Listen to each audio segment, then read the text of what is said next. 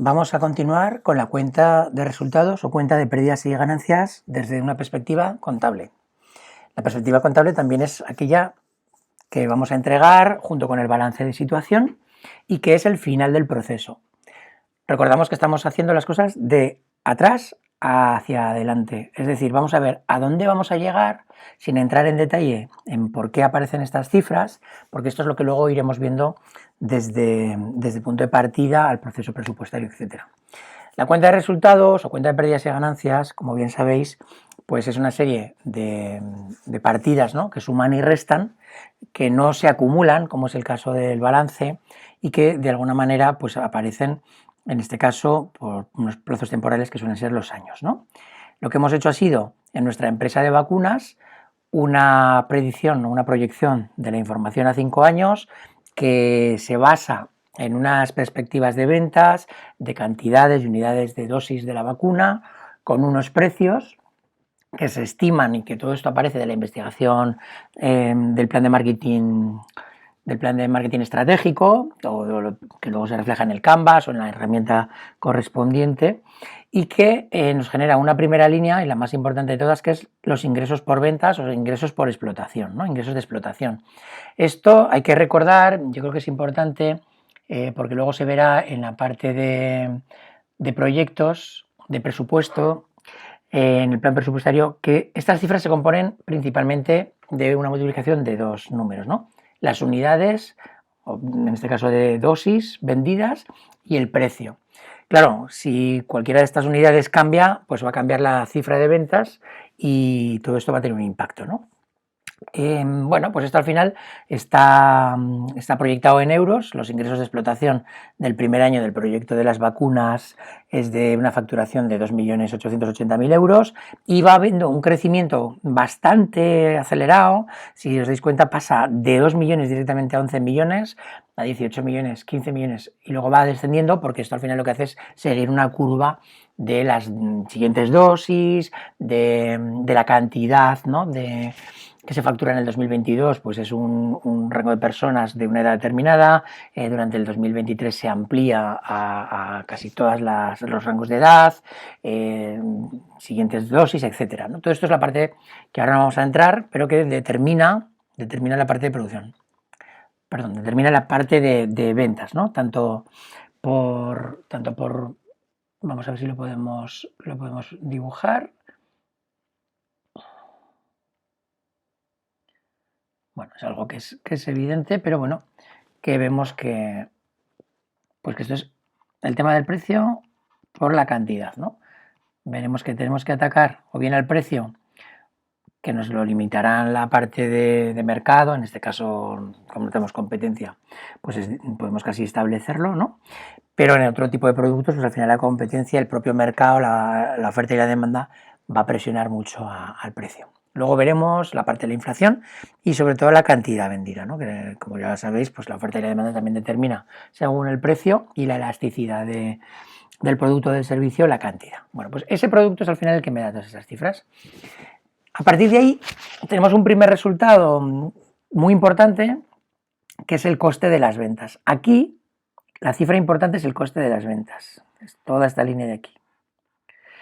¿Vale? Veis que en la parte de los estados financieros contables nos aparece la parte de compras y aprovisionamientos y una variación de inventarios.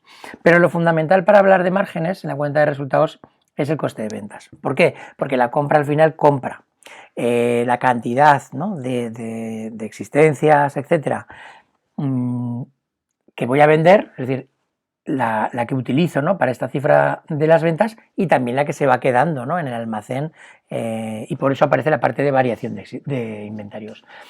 De esta manera lo que encontramos es que las compras menos lo que se queda que es esta cifra de aquí, menos lo que se queda en los almacenes, pues es lo que yo he gastado respecto a lo que he vendido, ¿no? Es decir, oye, mira, yo de los 2.880.861 euros, 1.094.727 son el coste de las existencias, ¿no?, de lo que es la materia prima de la propia vacuna. Hay que detallar que para según qué tipo de negocio si yo tengo costes directamente atribuibles, ¿no? Costes directos, como veremos en el presupuesto, que se pueden atribuir directamente a esta producción, esos salarios también quedan incluidos aquí. Y si quedan incluidos aquí, en estos gastos, se activan como existencias, como producto terminado, desaparecen del gasto de personal que veremos ahora, porque si no estaríamos duplicando, ¿vale? O sea, al final esto es una relación de sumas y restas, lo que sumo en un sitio no lo puedo volver a sumar en otro, ¿no? En el ejemplo que tenemos delante de esta empresa de vacunas, simplemente este coste de las ventas se refiere exclusivamente a la producción de la vacuna, ¿vale? Entonces tenemos una facturación de 2.880.000 que va hasta 6 millones, pasando incluso por 15 y 18, con un coste de ventas desde 1 millón a pasando por 7 y 6, de 2 millones en el caso, ¿no? Con unos muy buenos márgenes, este se llama margen bruto, ¿no? Muy buenos márgenes. Esta es la primera línea, el margen bruto, que en muchas ocasiones, pues bueno, se denomina margen directo, pero no siempre es coincidente. ¿Qué viene después? Bueno, pues después nos vienen una serie de gastos, que son gastos que no corresponden a la propia categoría de las existencias, que son gastos de explotación, ¿no? Estos gastos de explotación se suelen separar en lo que se llama SGA en inglés, que son los gastos de ventas, selling, y también la parte de marketing, etcétera, la parte de gastos generales, pues todo el tema de alquileres, cualquier otro tipo, luz, cualquier tipo de servicio, etcétera, y administrativos, ¿no? Pues documentales y demás. Se suelen separar así. Aquí en este caso tenemos los de personal, ¿no? Como el tema de salarios y los gastos generales agregados, y luego tenemos una parte de amortizaciones que en muchas ocasiones la veréis después, que es el desgaste de esos activos fijos del balance que se van desgastando, que no se consumen en un año, sino que se van desgastando poco a poco, ¿no? Pues una mesa, un ordenador, no lo consumes en un año, pero sí se va desgastando. Entonces, lo que tengo que hacer es repercutir año a año ese desgaste, pues, de ese ordenador y de esa mesa, ¿no? Esos son dos gastos. Luego tenemos las provisiones, que veremos que son todos aquellos gastos que, pues, por impagos, por robos, mermas, cualquier cuestión que está un poco fuera de la operativa, pero que pertenece y que hay que tener siempre en cuenta, y me aparecen los gastos de explotación.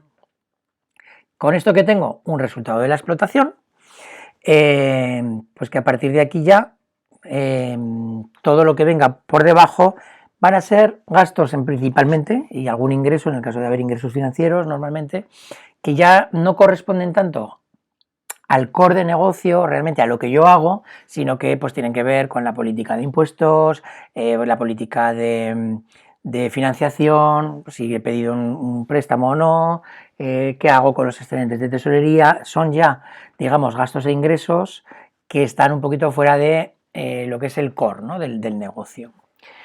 Si a esto, y por eso os decía que antes se puede ver, podéis ver en algún sitio que la amortización viene después, no le incluyo el desgaste por amortización, ese resultado se llamaría EBITDA, y si lo incluyo se llama EBIT, principalmente. De acuerdo. ¿Qué es lo que quiero antes de continuar que veamos aquí? Esto es una cuenta de resultados contable, pero a la hora de hacer la cuenta analítica de explotación, nos va a interesar separar un poquito estos gastos, ¿de acuerdo? Pues por tanto la parte de coste de ventas como los gastos de explotación, en aquellos que son fijos o variables.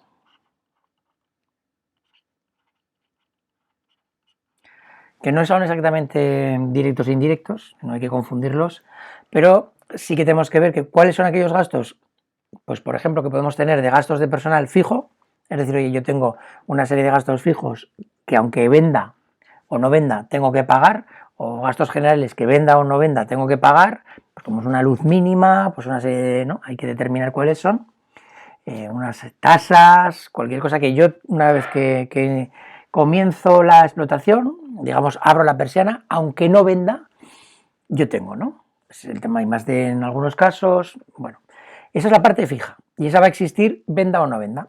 Y luego hay otra serie de gastos variables que se generan solo si vendo. Comisiones a la venta, pues supongamos que si yo tengo un tema logístico, ¿no? Un tema de entrega del producto, que le pago, ¿no? A una subcontrata, pues hombre, en teoría si no vendo no tengo que entregar, no pago. Podría haber una parte fija, ¿no? En los mismos gastos, pues gastos de logística puedo tener una parte fija y una parte variable. Gastos de personal puedo tener una parte fija y una parte variable. Gastos generales, lo mismo. Esto es importante porque en la parte de analítica, de de presupuestos me es muy interesante saber cuáles son esos costes fijos, ¿no? Para saber dónde está el umbral de rentabilidad a partir del cual yo, si vendo una cifra, me da igual en unidades vendidas que en dinero, mejor en dinero, oye, a partir del primer 200.000 euros de venta ya cubro esos gastos fijos, a partir de ahí, bueno, pues ya podría empezar a plantearme que puedo tener un beneficio, ¿no? Siempre y cuando cubra los gastos variables de esas ventas y los fijos, ¿no? Para eso es importante. Y eso en la parte de la cuenta contable no aparece separado. Sí aparecerán los presupuestos. Entonces, aquí llegaremos y, por ejemplo, cuando veamos aquí los gastos de personal o los gastos generales, esta cifra de 775.000 euros, o me da igual, lo de 1.118.000, será la suma de los dos, de la parte variable y de la parte fija. Pero esto, en la parte de presupuestos, lo veremos por separado. Bueno, entonces a partir de ahí lo que tengo es un resultado ordinario. Si tengo ingresos o gastos extraordinarios por alguna cuestión fuera del ámbito del negocio, pues temas especiales, ¿no? Pues yo creo que alguna compra-venta de algún activo que no está afecto a la explotación del negocio, pues bueno, hay algunas cuestiones aquí, ¿no? O vendo un vehículo y tengo una pérdida o tengo una ganancia, pues todo esto, como yo no me dedico a vender vehículos, pues vendría aquí, en esta parte de resultado, digamos, ya no ordinario, ¿no? Que está aquí. En este caso, en el ejemplo de nuestra empresa de vacunas, no tiene ninguno.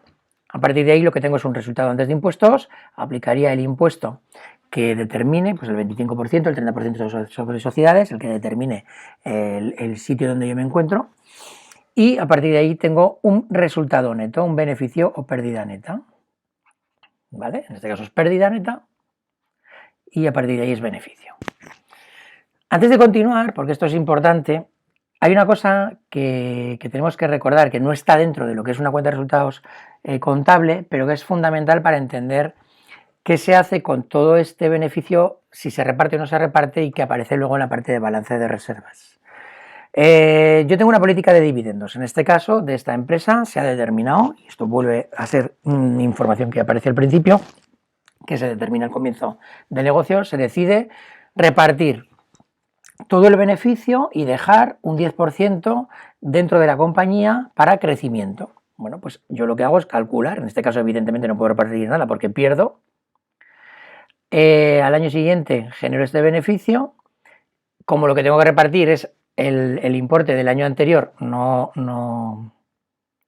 reparto nada, y aquí reparto todo pues en menos el 10%, después de haber cubierto estas pérdidas, y de esta manera es el reparto del dividendo. Esto va saliendo de caja, Y este resultado no repartido lo que hace es ir acumulándose, es decir, 3.108.000 más una pérdida de 62 es 3.045.000, se va acumulando. ¿Por qué? Porque no se reparte. Y esta es la cifra, esta de aquí es la cifra que va a reservas en balance. Esta es la cifra que va a reservas en balance. Y que nos ayuda a financiar el crecimiento de las inversiones. Es decir, es esta de aquí, reservas. Menos 62, los 3.045.000, 5.977.000, 4.538.000, son estas cifras de aquí. Las tenemos aquí. Deben ser las mismas. Es el dinero que se ha tenido, ese beneficio, que no se ha repartido a los accionistas y que se ha quedado en la compañía. ¿Para qué? Pues o bien en caja, o bien para financiar clientes, o para financiar existencias, o para financiar, es decir, se queda como fuente de financiación del balance. De acuerdo, pues temas clave. Vamos a llegar a esto, porque es lo que tenemos que presentar al banco, a los socios, a los accionistas, a las rondas de inversión, pero hay que hacerlo desde una perspectiva de recordar que esto es una cuenta contable, que aquí fundamentalmente vamos a tener fijos y variables, que los resultados que aparecen aquí van a ser la suma de ambos, pero que la información que vamos a trabajar en el plan presupuestario, que es, digamos, la pata fundamental de este trabajo, que pues bueno, se va a separar casi todo en fijos y variables.